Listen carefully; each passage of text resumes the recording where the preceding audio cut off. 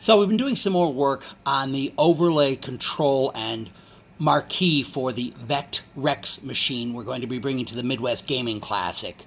I've got the software pretty much complete. I need to do some touch-up on the artwork, and I do need to add the hardware, external hardware for controlling the motor. Right now I just got it lighting up some LEDs telling me if the motor is going in forward or reverse, and a switch to represent the optical counter. We'll get that wired into the machine once we're ready and done testing the software. So for those of you who don't know, I've got a full-size arcade machine called the Vect-Rex.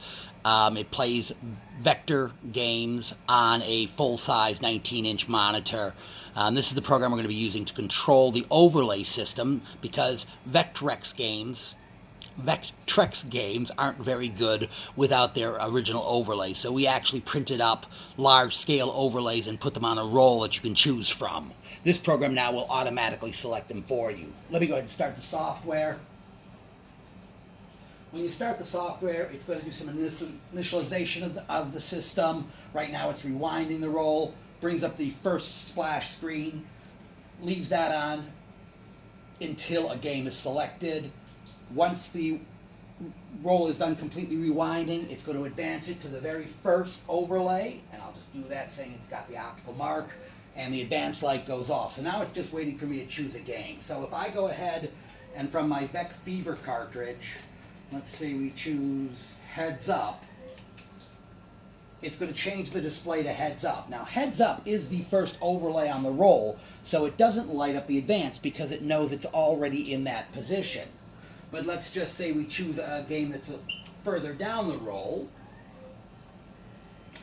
Let's go ahead and pick Web Wars. We pick Web Wars.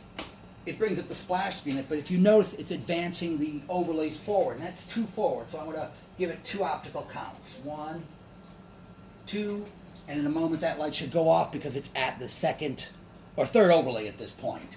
And so this is how the system is going to work. Now, if we go back and bring it back to Heads Up, it'll have to rewind the roll somewhat to get back there. So if we go to Heads Up, it reverses the motor, and it's waiting for the 2 count back to get back to that one. And then it finishes rewinding and goes to the Heads Up.